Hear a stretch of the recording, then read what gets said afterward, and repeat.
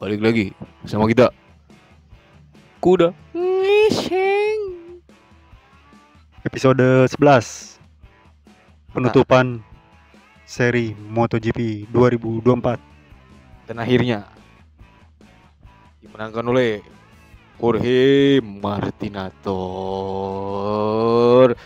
Akhirnya Jorge Martin, Tapi lo harus mengakui ya, di awal nih ya, gimana bro?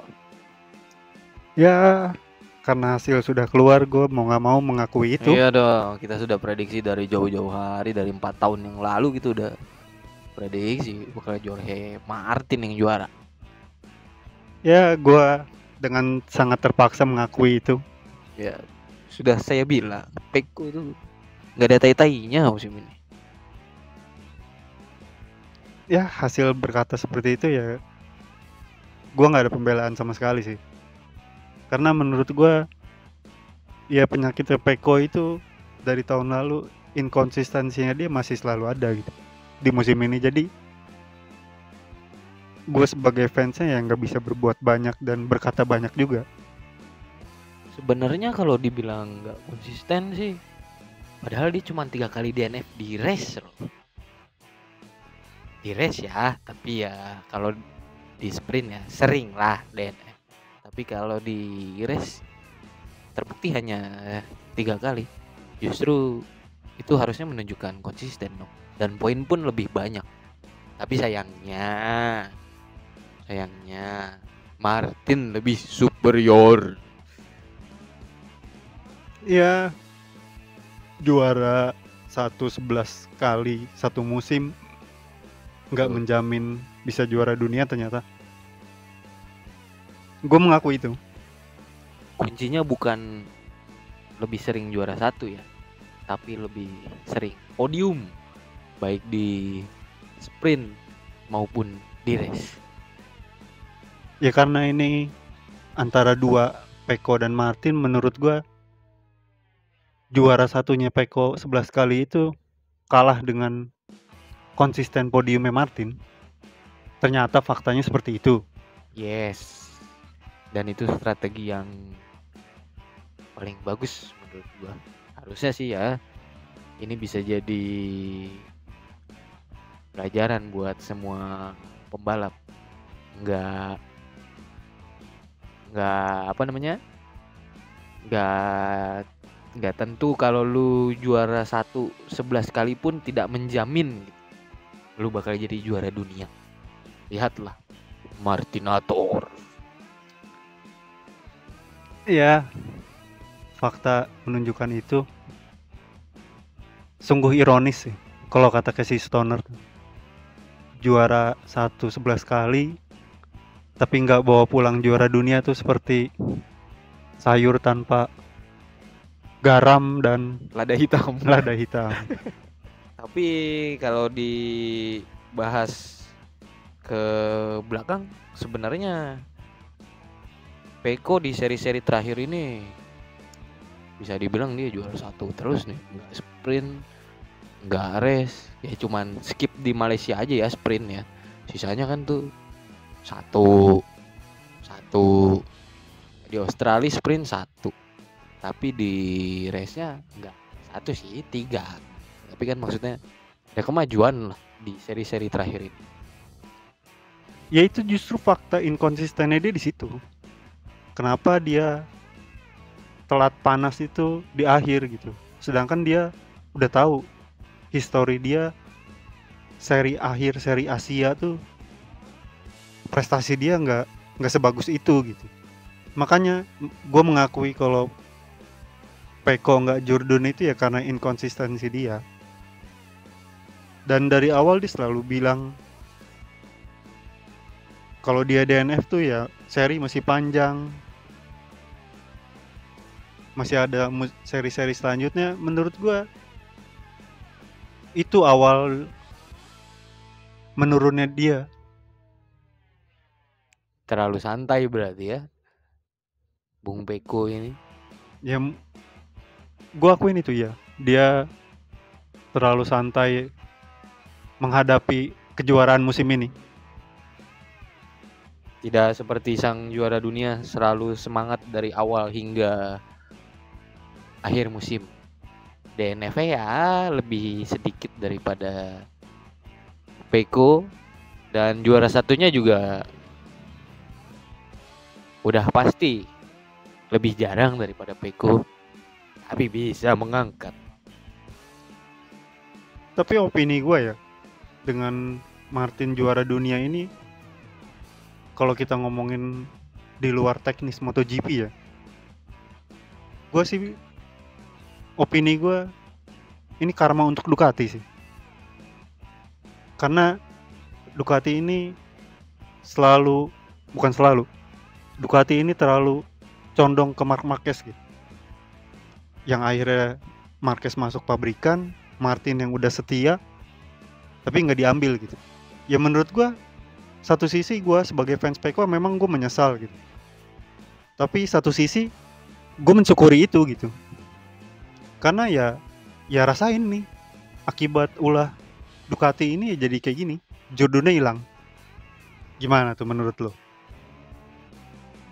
Menurut gua sih nggak ada yang harus disesali dari Ducati, karena ya musim depan bisa dibilang Ducati Lenovo lah jadi juara dunianya, tapi bukan dari Pecco Bagnaia. Sudah pasti akan merebut titel ke-9 MotoGP. Marc Marquez, pegang omongan gue lah ya. Ya kalau lu ngomongin musim depan, ya mungkin lu bisa aja jagoan lu Marquez ini bisa, harapan Jordan itu ada gitu. Tapi menurut gue, ya gue senang dengan Martin juara ya karena karma Ducati itu langsung dibayar akhir musim ini. Jadi dibilang menyesal mungkin setengah-setengah menurut gue. Emang ada jaminan Marquez tahun depan juara dunia? Lebih jelas Martin yang udah ada bukti dia pakai Ducati bagus dan udah juara dunia pula. Menurut gue itu penyesalan yang berat. Udah ngambil Marquez di tengah musim, ternyata yang dia buang malah juara dunia. Juara dunia hanya 2 kali ya Martin ya. Sedangkan kan Marc Marquez ini 8 kali juara dunia. Pengalamannya jauh lebih banyak. Apalagi pertama kali masuk Gresini ini udah 3 besar. Apalagi masuk Ducati Lenovo, ya jelas dia akan memburu gelar ke-9. Dia akan memburu gelar ke-9 dan ke-10 ya, memecahkan sang legenda hidup MotoGP rekor ya. Kita lihat saja nanti lah. Menurut gua sih itu belum hal pasti ya. Gua berbicara musim ini dengan keputusan mereka ngambil Marquez itu menurut gue salah besar. Ibaratnya pertaruhannya yang masih 50-50 tahun depan. Kalau gue, ya mending milih Martin yang udah jelas menunjukkan skillnya tahun ini, terbukti Jordan juga. Raja Ducati lo Pecco, bisa kalah lo. Belum cukupkah membuktikan Martin layak di pabrikan? Ya walaupun sekarang gue ngomong kayak gini percuma karena kontrak udah ada gitu kan. Tapi menurut gue ya ini Ducati harus merasakan ini. Sekarang kita pindah ke tes buat musim 2025 nih. Barcelona tes untuk pertama kalinya. Ya kita bahas Ducati dulu lah ya. Nanti All Ducati. All Ducati. Gimana nih menurut lo? Apakah tahun depan Ducati masih bisa merajai dengan struktur pembalap yang berkurang 2, timnya udah pindah 1? Gimana menurut lo? Lihat hasilnya tuh, apakah masih bisa? Menurut gua masih. Tapi peran utamanya sekarang full dipegang pabrikan Ducati. Dan kuda hitam dari satelit ada di Alex Marquez yang membantu nanti poin Ducati ya buat musim depan. Jadi menurut lu Ducati ini masih merajai nih 2025? Masih lah 2025, 2026 masih lah. Peranan utamanya ya ada di Ducati merah ya. Kalau menurut lu, Le, Ducati masih mampu merajai? Apakah Aprilia dengan merekrut sang juara dunia bisa bersaing dengan Ducati? Kalau menurut gua tahun depan ini untuk Ducati dominasi pembalapnya itu di 10 besar kayaknya masih tetap sama ya. Dengan struktur walaupun berkurang 2 sama 1 tim kurang itu menurut gua masih tetap sih. Cuma ya paling tahun ini kan bertiga tuh. Pecco, Marquez sama Martin ya paling tahun ini berkurang jadi 2 gitu. Cuma Pecco sama Marquez aja paling. Ya kalau gue sih tetap sama ya, tetap 3. Cuman peranan Martin digantikan dengan duo brother Marquez brother bakal menggantikan posisi Martin. Karena menurut gua Alex Marquez ini angin-anginan sih. Jadi bisa ngeganggu kayak Martin. Mungkin lebih tepatnya kayak Bastianini kali ya musim ini. Betul. Kalau menurut gua pun kayaknya musim depan dia kayak Bastian ini. Ya bisa lah dia sprint podium. Ya tapi kalau race ya kadang ada di podium, kadang terlempar di podium, tapi nggak jauh-jauh amat lah. Ya pokoknya 1-2 tetap dipegang pabrikan. Tapi di bawah pabrikan itu biasanya ada, di musim ini biasanya ada Marc Marquez sekarang digantikan dengan adenya. Sekarang kita pindah ke Aprilia karena lu tadi udah nyinggung Martin. Menurut lu gimana nih kans pabrikan dan satelitnya untuk Aprilia? Kalau menurut gue sih progresnya masih belum menunjukkan kekuatannya ya. Belum lah, karena masih tes awal. Tapi sebelum ke situ gue pengen nanya, menurut lu kalau kita bahas Aprilia, poin tertinggi dipegang siapa? Apakah Martin ataukah Bezzecchi? Ini dua teammate baru di pabrikan yang baru pula, sama-sama dari Ducati pula.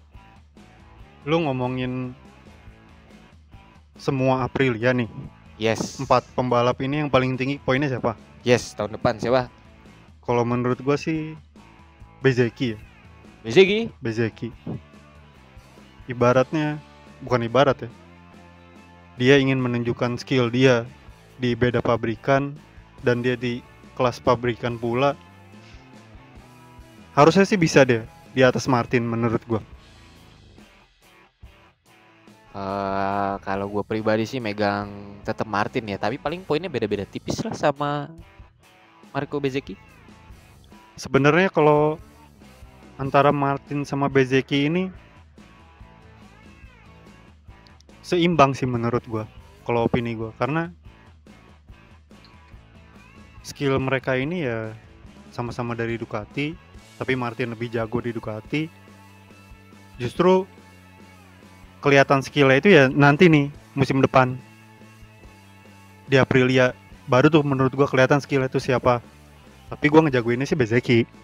Make sense sih kalau lu megang Bezzecchi ya, karena Aprilia apalagi tim dari Italia ya, pasti dia juga dukung rider dari Italia lah. Tapi ya menurut gue masih megang Martin sih karena semangat dan skillnya menurut gue masih di atas Bezzecchi ya, karena juara dunia ya. Tapi ya mungkin ya beda tipis lah musim depan. Kita pindah ke KTM nih. Seru nih. Pedro Acosta akhirnya naik pabrikan. Dan Black Benda. Udah gitu satelitnya ngeri loh musim depan. Bastianini sama Maverick loh. Dan motornya sama persis dengan pabrikan. Satelitnya sih menurut gua ngeri ya, karena pengalamannya lumayan juga tuh. Bastian ini pernah bersaing perebutan Jurdun, Maverick pun sama pernah Jurdun ya, tapi ya rising star KTM tetap ada di Pedro Acosta yang balik lagi pakai nomor 37. Dan menurut gua musim depan KTM ini jauh lebih baik dibanding Aprilia sih menurut gua.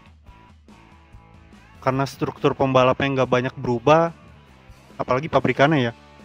Pedro Acosta naik, sebelumnya KTM juga. Jadi untuk adaptasinya menurut gua udah nggak ada lagi gitu. Jadi kans untuk mengganggu para Ducati ini menurut gua lebih besar sih. Menurut lu berarti yang pabrikan yang akan mengganggu Ducati ada di KTM? Untuk saat ini ya, gue megang KTM dibanding Aprilia ya. Apalagi khusus untuk Pedro Acosta. Dia ini, wah, pembalap cikal bakal Marquez menurut gue ini. Ya iya, menurut gue iya. Tapi menurut gue ya KTM, menurut gue Pedro Acosta bakal jadi one man show nih kayaknya di musim depan. Sisanya kayaknya kurang deh kayaknya. Karena menurut lo satelitnya itu adaptasi gitu. Betul. Apalagi pas tes kemarin jatuh kan tuh Bastian ini. Ya, dia jatuh. Apalagi Maverick yang angin-anginannya menurut gue ya. Dan Brad Binder pun menurut gue performanya juga agak turun ya. Di akhir-akhir musim ini kayaknya di musim depan juga tetap akan seperti itu sih. Makanya gue bisa bilang KTM ini musim depan one man show. Tapi kalau dibilang bisa ngejar Ducati ya bisa, tapi bersaing dengan Aprilia lah lebih tepat. Dia harus bersaing dulu dengan Aprilia baru ngomongin ke raja terakhir. Ya, kita lihat nanti Sepang tes sama Thailand hasilnya, perkembangan mereka gimana. Sekarang kita pindah ke duo Jepang, Honda dan Yamaha. Menurut lu di antara dua ini yang progresnya bagus siapa nih menurut lu? Yamaha lah, ada di Fabio Quartararo. Hasil tesnya cukup menjanjikan Fabio Quartararo. Dan menurut lu ini one man show juga nih untuk Yamaha? Yes, dia akan one man show lagi, sama seperti KTM. Fabio Quartararo akan one man show lagi. Ya gue berharap sih Fabio bisa lah nyempil-nyempil di podium entah sprint entah race. Sepertinya menjanjikan, tapi untuk bersaing dengan raja terakhir mungkin agak sulit ya. Jadi menurut lo Yamaha ini lebih maju dibandingkan Honda karena mereka udah ada tim satelitnya juga gitu? Betul. Tapi kalau menurut lu nilai dengan Honda menggait Pak RT jadi test rider ya, apakah itu akan sangat berpengaruh nantinya? Kalau menurut gua Honda ini nggak tahu sih, gue masih belum bisa opini untuk, karena ini masih Barcelona tes ya. Mungkin gue bisa opini antara dua Jepang ini di Sepang tes mungkin, atau enggak Thailand tes. Karena tapi kalau untuk lu nilai sekarang nih, menurut gua yang ada progres ini ya Yamaha. Jauh ya kalau Yamaha ya, progresnya lumayan lah. Ya cukup lah untuk kelas konsesi menurut gua. Terus 3 rookie nih menurut lo? Kita prediksi deh siapa menurut lu nih Rookie of the Year dah. 3 ya? 3. Langsung aja ya. Langsung aja. Kalau kata gua sih Fermin Aldeguer yang paling. Kenapa tuh? Menurut lu deh. Kenapa lu jagoin Fermin Aldeguer? Gua menilai Fermin ini bukan karena skillnya, tapi lebih karena dia dapat motor yang cukup bagus Ducati, yang emang friendly dengan beberapa pembalap, jadi dia yang paling bagus sih menurut gua. Kalau menurut gua sih ya to the point aja jelas Fermin. Ducati gila. Segoblok-gobloknya Fermin dah pasti di atas 2 tuh rookie. Apalagi udah rookie. bawanya Aprilia, satu Aprilia. Terus satu lagi Honda. Ya, tuh udah 2 tuh pabrikan Jepang lagi di bawah. Ngegait rookie yang skillnya ya bisa dibilang standar. Ya udah jelas lah kalau rookie mah terminal DG pasti jauh lah poinnya. Oke, kita cukupkan sampai di sini. Terima kasih sudah mendengar podcast kita kali ini. Sampai jumpa di tes selanjutnya mungkin kita. Yes, kita bisa ketemu. Atau mungkin kalau lagi ada kabar menarik kita ketemu lagi kali ya. Oke. Assalamualaikum warahmatullahi wabarakatuh.